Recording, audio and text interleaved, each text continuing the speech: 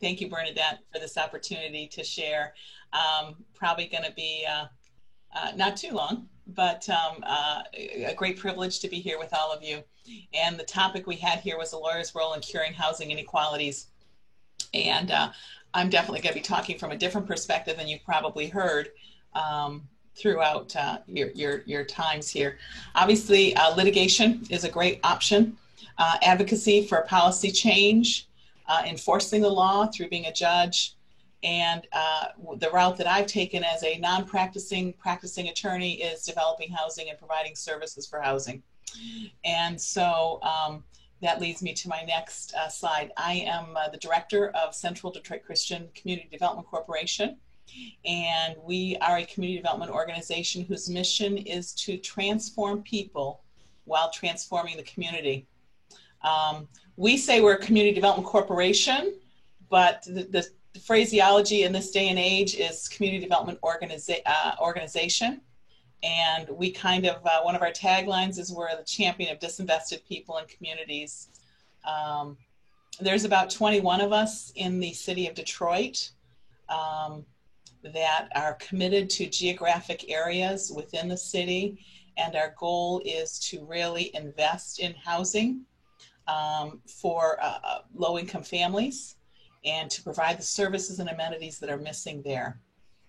You will see if you study maps at all of where development is happening in the city, where neighborhoods are more stabilized.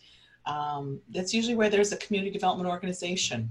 That's in the areas that are not, are where there's no representation like that, where there isn't somebody who's advocating on behalf of that community. In a sense, I'm a lawyer for our community. I advocate for them and I represent them with the city on issues. If we weren't here as an organization, there would be all kinds of developers stepping all over, trying to get their opportunity to utilize land and not really caring much about what the community's needs are or what the community wants.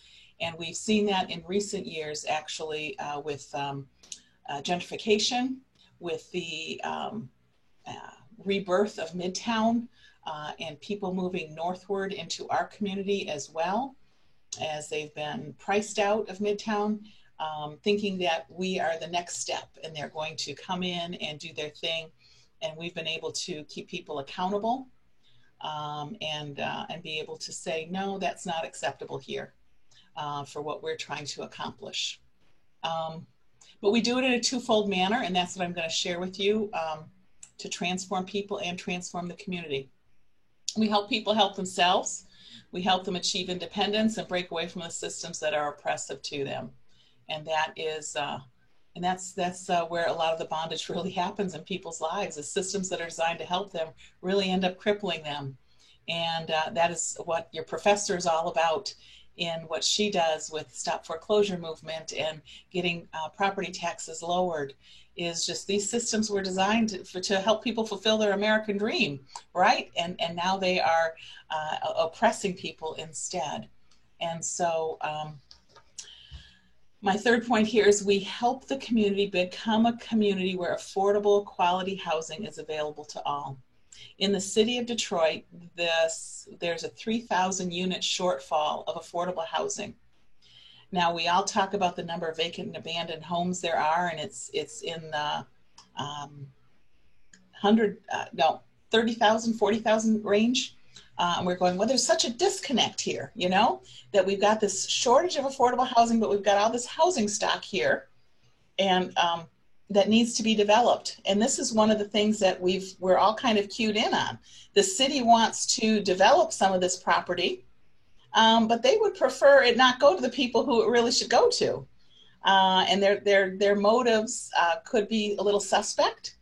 And so we have been trying to say, no, if we're going to be rehabbing these units, at least this is what the community development organizations are saying, by being advocates for our community. If we're going to redevelop these units, they need to be for people who have been displaced because of tax foreclosure, or who have a real need. This is not designed for middle income families to be able to scoop up these homes. Most of them probably are in the Detroit Land Bank just because of foreclosure. So we want to see them go back to people in the community who they were originally taken from. And we need to close that gap of that 3,000 unit shortfall and make sure that, so this is one of the ways you can cure, you know, the housing inequalities that exist there. So available is one key word. There's people who are low income who spend more than 50% of their income on rent. That's unacceptable. You know, it needs to be available and affordable. We don't charge, you know, you're supposed to follow the guidelines that only 30% of your income is for housing. And we really try to enforce that in the housing stock that we offer. But quality is another word that's very, very important in the type of housing that we're trying to make available to households. It's just because the poor, the disenfranchised are often pushed into housing that is inadequate, it's unhealthy, and it lacks dignity. In our community here in Central Detroit, for example, 27% of the children have elevated lead levels. That's unacceptable. There should be such an outcry. And I'm going to imagine that most of us don't even know that that's a problem. And we know that those elevated lead levels are happening in their home. And so we need to come to the place where we have healthy homes for families and homes that are quality and people deserve to be in. So lawyers' roles, real quickly or real succinctly, is affordable housing development is one of the roles I see lawyers can play in curing housing inequalities. Affordable housing development, your lawyers are in the middle of every deal. You know, we closed on an apartment building a few years ago. There were 17 lawyers at the table on that deal because we had 7 layers of financing and everybody and their brother was there. And I had a weekly call with attorneys just to go over every nuance of that deal. And so lawyers are there. If we can find lawyers that are advocating for affordable housing in the process of this deal making, all the better. And we need to be finding developers who are concerned about affordable housing as well. It's a dying breed out there. There's not many of us. There's a lot of developers out there, but they're all looking to do affordable housing. And the city has tacked on saying, you know, 20% of your housing needs to be designed for low-income families. Well, that really, it really doesn't work, in my opinion, in terms of a way that we can really have the impact that we need to have. Other things in terms of housing development, title work, legal research on the land to make sure that it's ready to go, and spending time with the city, the state, the feds, whomever, in terms of the contracts and looking over the deals and making sure that they really truly are cures as opposed to maladies that are going to cause further problems down the road. Uh-oh, my slides got mixed up here. Sorry about that. Other lawyers' roles are just in the area of housing education or curing housing inequalities. So I don't know if you have spent time with your professor talking about HPTAP, but this is the Housing Preservation Tax Abatement Program, whereby folks who are low income shouldn't be paying property tax. So this whole issue of you know, people getting their houses taken away from them should have never, ever happened. If HPTAP was promoted, if it was available, if people knew that this resource was there because they were low income, they wouldn't have to pay taxes. So we as an organization, we work vigorously to try to inform our constituents about this program, work through the paperwork with them so that they can get this tax abatement and so they can be tax-free and not be in danger of losing their home. This is a very vital thing. Secondly is we assist with a lot of title and deed issues within households. You know, we come across a lot of times where there's an inheritance issue and there's no will. The grandchild or the child will come and say, my mom or my grandma, they meant for me to have this house, but there's no will that states that, and they want us to just, you know, draft a quit claim deed. Well, I wish it could work that quickly, but we have to go through the proper channels with probate court and really handhold people to get them through this process so that they can legally own the property that was intended to be willed to them. And so we do try to encourage people to get wills made. A lot of our constituency is senior citizens, and so that's part of our package in terms of talking with them about their housing issues. Just that this is something that's very important for the future of your children and your grandchildren's heritage. We do a lot of foreclosure counseling. In the height of Detroit's economic and secondary mortgage pandemic from 2008 to 2012 in particular, we were probably counseling between 600 and 800 households a year, burning out our housing counseling staff because the demand was so great.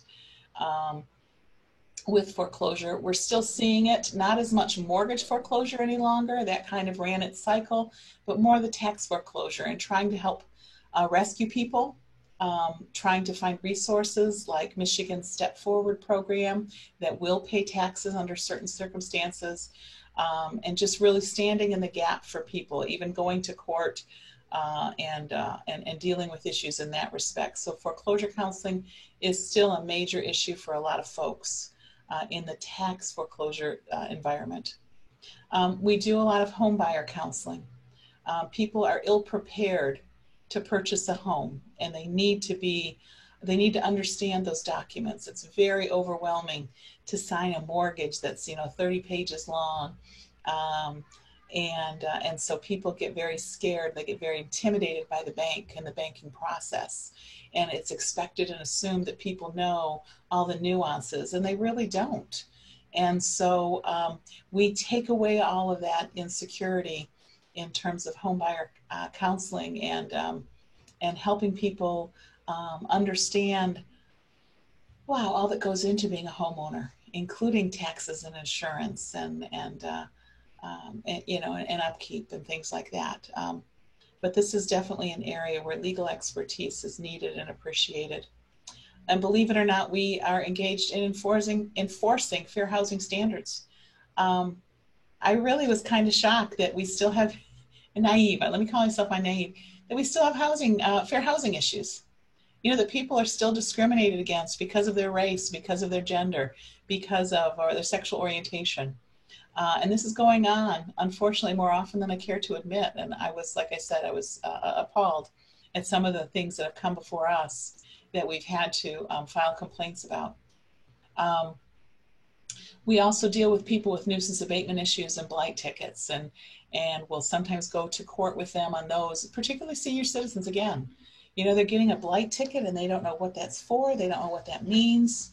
And they need someone that they can trust to stand there with them and help them understand what just happened and why. And, there's just sometimes it seems like City Hall has a huge money grab, and people don't have all that money to give out to them. And then finally, education. Just providing the education so people can be savvy consumers so that they aren't fallen victim to money scams or people trying to hoodwink them. And again, we've seen this happen to so many seniors time and time again, particularly contractors who will come and take their money and then never do the work.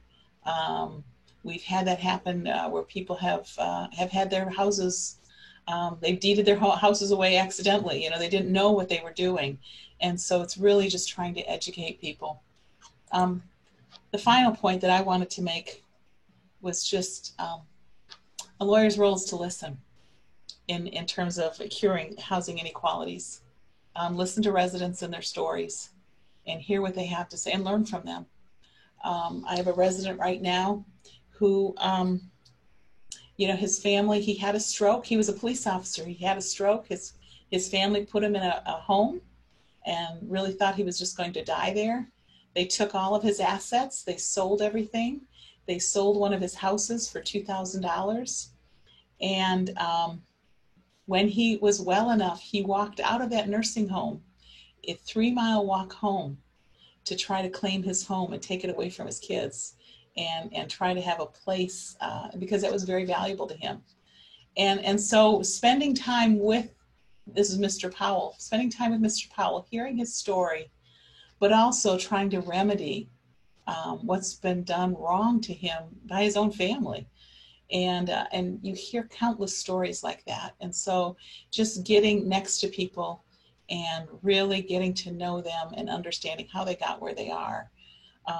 Some of these things I'm sharing may not be a career choice necessarily, but we all have a responsibility to give back and to help those who are less fortunate, those who have, where the system has not dealt kindly with them, and where we can really make a difference because of our education, because of the power that we have in our hands by the role that we've been given as attorneys.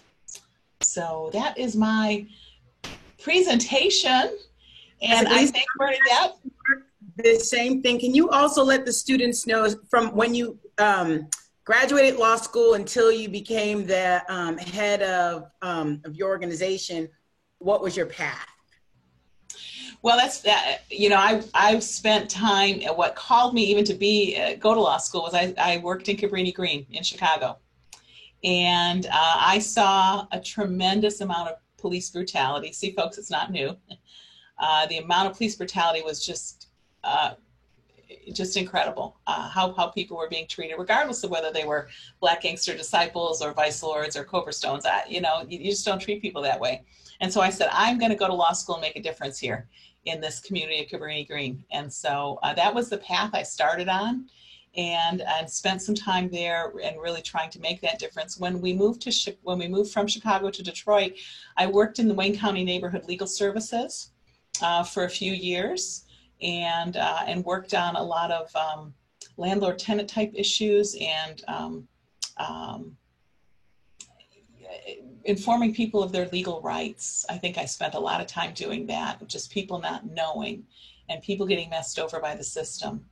But as you know,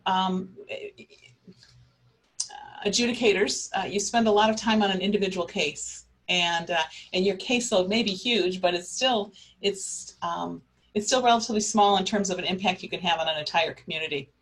And so it was in that process where I just felt like I can really make a bigger difference running a community development corporation and touching a lot more lives and being there as a resource for families and helping them find the best, or talking to the attorney on their behalf to get them the right information because they don't know how to talk to an attorney.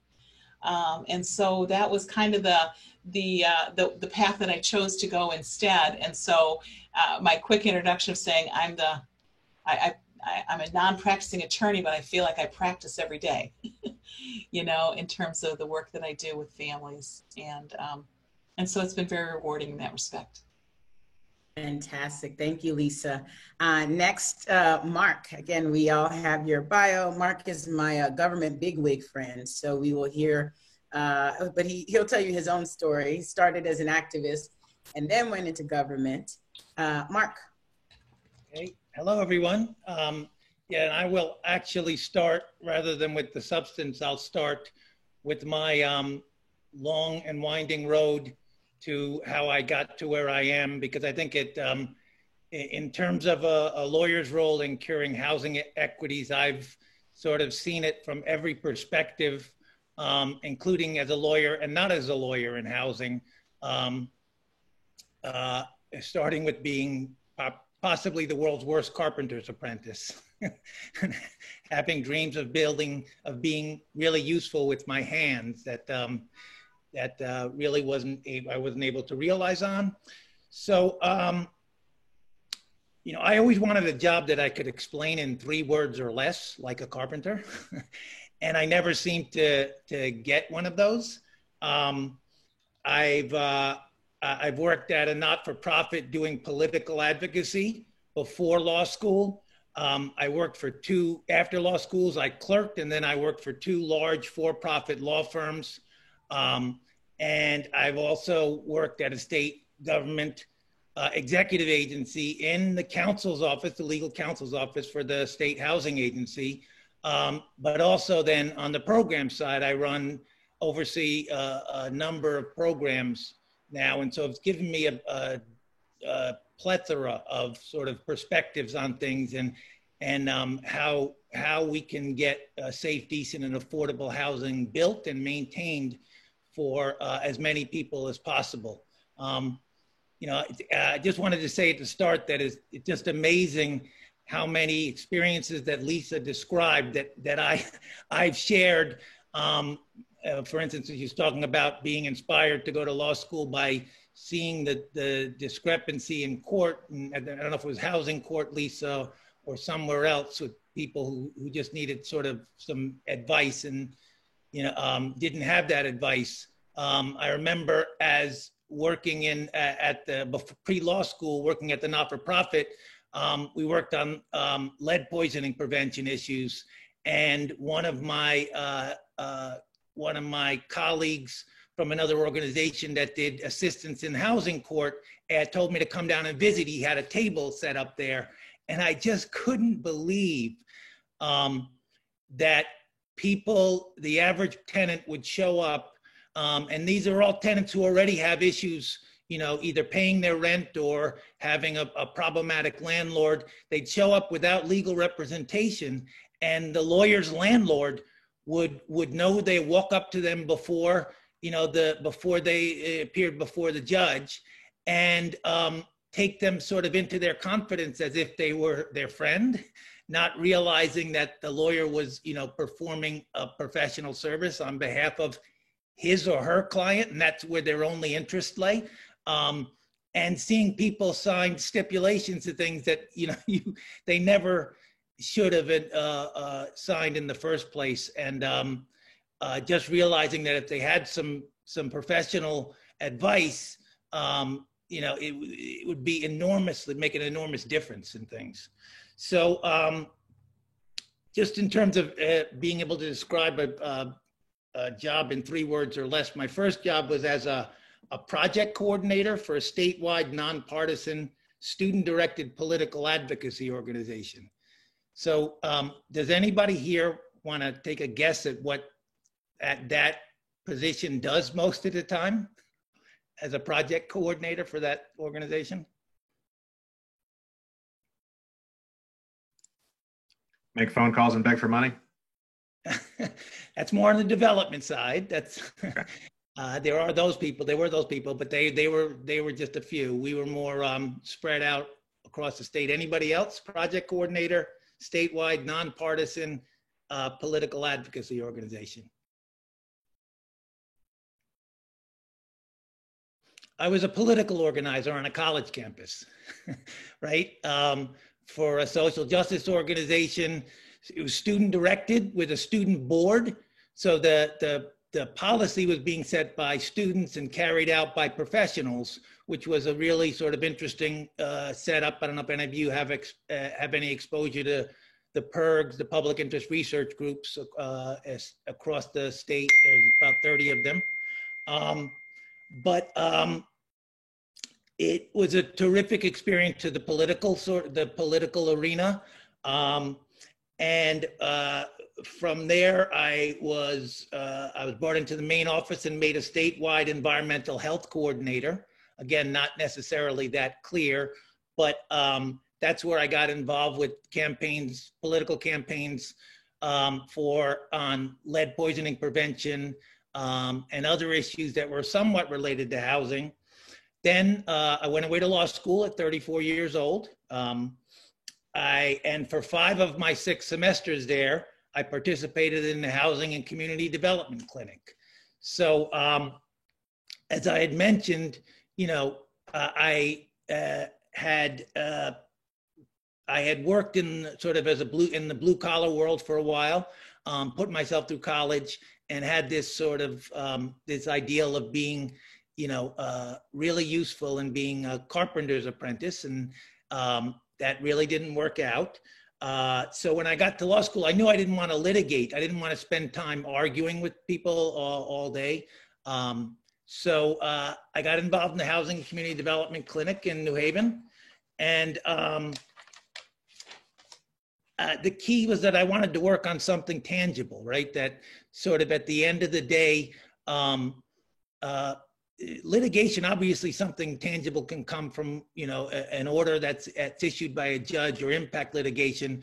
But, as Lisa was describing before, when you're with a community development organization and even working on transactions at a huge law firm, you all have all of those calls that Lisa was describing, with lawyers representing 7 or 8 different clients. You're all representing your own client, but at the end of the day, you're all working towards the same objective, which is to get a public project built, whether it's affordable housing or some economic development project.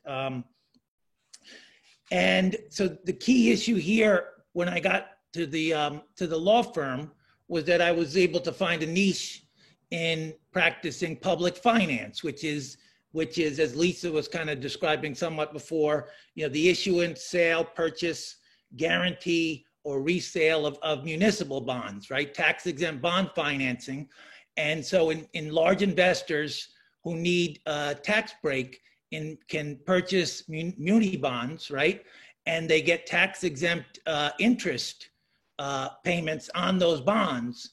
However, there has to be a public purpose, right, for those bonds. So the investor invests their principal, right? They get a tax-exempt return, but that principal is then loaned to a developer or an owner of a project that needs to be either a developer who has a plan to build affordable housing, or a current owner who's owned affordable housing and wants to keep it affordable, but that needs to be rehabilitated. So it's for the principal will be loaned to the owner to do rehabilitation and to rehabilitate that housing. That was a great experience for 7 years. I represented issuers of municipal bonds, right? The issuing agencies that have the authority to issue these municipal bonds, the underwriters that purchased the bonds and sold them to the investors, the borrowers that, these are the owners or the developers that are borrowing those funds to get affordable housing built or rehabilitated, and guarantors, right? Because it's a risky proposition, right? When you think about it, right? Either building or rehabilitating affordable housing, you have either a lot, right? Or an existing development that needs to be rehabbed. And either way, during the period you're either doing construction or rehab, you're not going to have this revenue coming in, or you're going to have less revenue if you have to move existing tenants off site, right? So all of these municipal bond deals have credit enhancers or guarantors, right? And that's another key role. So it was a great exposure to affordable housing finance from the capital side, but all different aspects of the capital side: new housing, existing housing that gets rehabilitated, credit enhancers and guarantors who are only involved during the construction period, right? When that risk is greatest, and the owners themselves. So in 2008, we experienced the real estate crash, and there wasn't much work in a real estate shop at a big law firm. So I took about 3 or 4 months after I got laid off, and contacted all my old friends from the not-for-profit world in the public advocacy, and landed a job in the state housing agency in the council's office. In the council's office, it's a great exposure again to every aspect of the affordable housing process, both from the capital finance side to the compliance monitoring side, to the litigation side. So what I wanted to start or just focus on here, one specific program that deals with curing housing inequities is when I got a call from the commissioner one day, and he said, Mark, you know that the governor's executive order on language access? And I said, oh yeah, I think I saw something in the paper about that, Commissioner. And he said, well, I'd like to make you, I was wondering if you'd like to be the language access coordinator. And so here's the next question. There's one and only one answer to that type of question when the commissioner asks you. Anybody know what the answer is? Absolutely. I was waiting for you to ask, Commissioner. Right? The only answer is yes to that question.